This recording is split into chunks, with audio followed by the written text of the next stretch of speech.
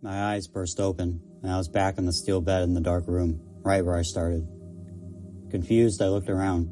Everything was exactly the same as it was before. The ash-shook ground, the discolored hues, the frigid ice-cold air, spiders in the corners spitting the cobwebs. All of it was practically untouched. Pain tore through me once again, and I whimpered, tears falling down my face as I tried to sit up. My clothes were covered in blood, and my stomach knotted with pain. It didn't feel as bad as before, but even still, it fucking sucked. Trying my very best, I managed to finally sit up again, feeling my organs in my stomach not sit right. I felt my guts were twisted and turned in a way I've never felt before. I could feel my blood leaving my system and was sure my organs were about to explode out of my body. All I could do was lean against the steel bed on the ashen ground and think, this is crazy. I was in the afterlife. Was this heaven or hell? Definitely hell by the looks of it. I didn't know why I was suddenly transported to the hospital though. What was that about? I sat there for a very long time, just thinking, although there wasn't much to think about. Now one memory showed up. Most people never know how it feels to be truly alone, because when everyone else is gone, they still have themselves and their thoughts. But I didn't have any of that. I didn't remember anything. I was a husk, a hollow shell with absolutely, literally and figuratively, nothing. That's when I heard noises. Cars driving by, the crackling of a fire, laughter of children, some news stations on TV, even an ice cream truck. This barrage of sound assaulted me for some time until I couldn't take it anymore. I struggled to my feet and carefully stepped over to the source of all this noise. It was coming from the other side of the wall.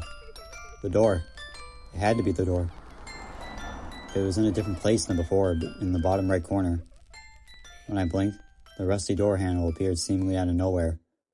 Without thinking, I pulled it open to reveal the abyss. Same as before. Nothing. Not even darkness. I can't really describe what nothing is to you. It's impossible. The noises were so inviting, even though they were just random gibberish in my mind. Something about them was so alluring and longing, like a siren. Reaching my hand out into the abyss of nothing, I felt something pulling me in, although there was quite literally nothing there. A burst of light hit me, and then darkness once more. A very pretty blue sky dotted with clouds was high above me. I squinted in an attempt to get my bearings. Immediately I could feel how refreshed I was, how clean I felt, how just genuinely happy I was. I shook my head, instantly forgetting the horrors of the dark room or the hospital. I took a deep breath, closed my eyes, and exhaled. It felt so good, so heavenly, just to breathe and relax.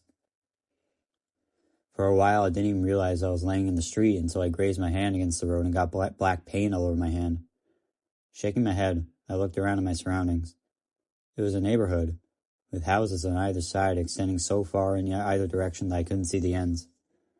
They all looked the same too, all picture perfect, like your typical residential suburban neighborhood house. One story, kind of small, all painted white, with a car in the driveway all the exact same angle. I didn't see this as strange though. I was far too happy. The happiness didn't even feel real. It just felt artificial, like I was high on ecstasy or something. Artificial happiness. I stood up, my skin making a peeling sound and my clothes sticking to the road as I rose. I yelled out, "Hello?" But of course no one responded. Not that I expected anyone to. I heard nothing but the sound of the wind, which I picked up, and my breathing.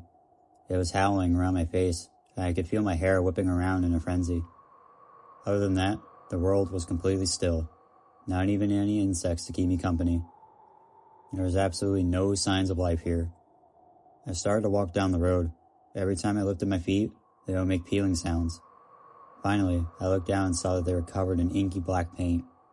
I didn't care though. Why would I? I felt nothing else other than utter happiness and pure bliss. I couldn't stay mad at that. I don't even know how long I walked for. It felt like hours, but it might have been months or even years. There was literally no end in sight. There weren't even any other roads, any other neighborhoods, any other buildings besides the houses, any other anything. Everything was exactly the same. I eventually had to give up. I didn't know why I was there or what was happening at all. But like before, I just didn't care. None of it really bothered me. I was more curious than anything. Something about the houses looked familiar, but I couldn't place my finger on it. It was like deja vu or something. The lawns were all the same too.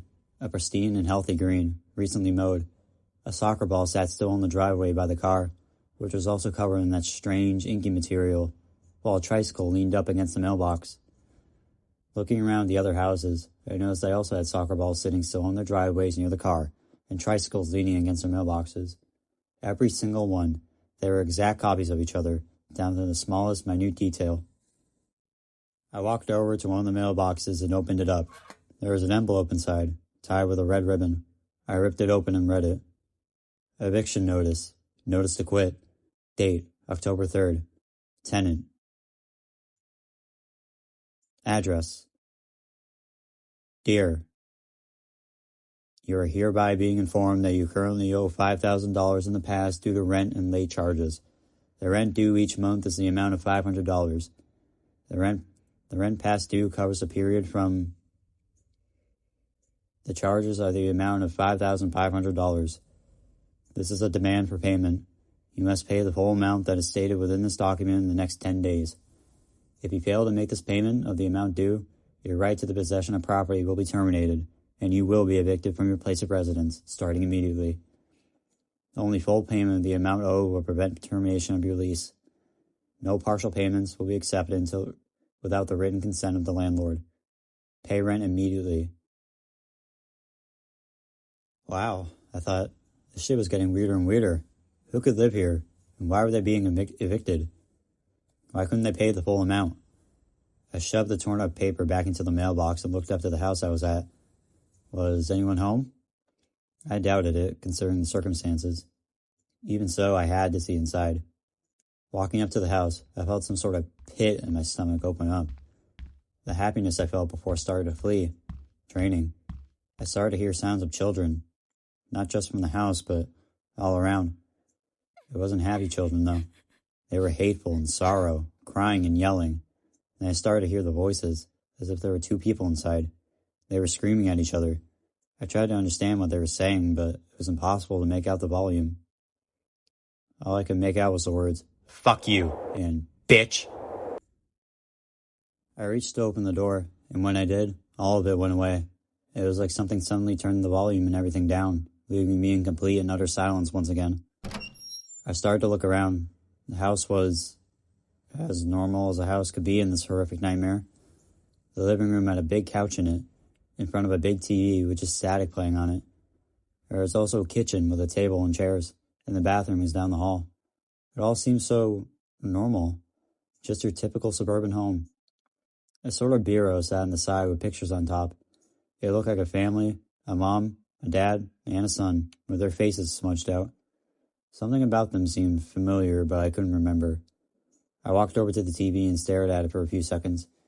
I tried tapping it, but that didn't do anything. Giving up, I went back to the kitchen. No food anywhere, of course. I couldn't even open the refrigerator. Not that I was hungry or thirsty or anything. Just wondering, I guess. I decided to explore some more and headed down the hallway. It was visceral, to say the least. I knew this place, but I just couldn't put my finger on it. Where are you going? A voice whispered from the back of my head. I turned around, but no one was there. I heard that right behind me.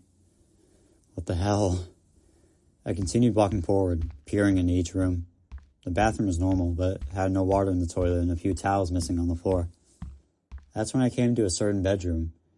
It looked to be a children's room, specifically a little boy's room. The bed was messy and toys were strewn about on the floor, some Legos and whatnot. It had blue wallpaper with posters of bands, movies, and video games. However, it didn't say the names of the bands and such. It said things like, "No Way Out," "You're Lost," and "We Know You." A baseball bat and mitt sat in the bed. For some reason, it didn't weigh 1,000,000 pounds. I was actually able to pick it up. I needed a weapon. I just needed something to protect myself, although I really hoped I never had to use it. My attention then turned to the window. It was facing where the backyard should have been, but when I looked out there, it was just sky blue. I opened up the window, which was miraculously unlocked, and tried touching the blueness out there. When I did, though, my hand went straight through it. I felt the pins and needles as something attacked my hand. I quickly pulled it back in. My hand was shriveled up like it was dissolved in acid or something. But after a few moments, it returned to normal.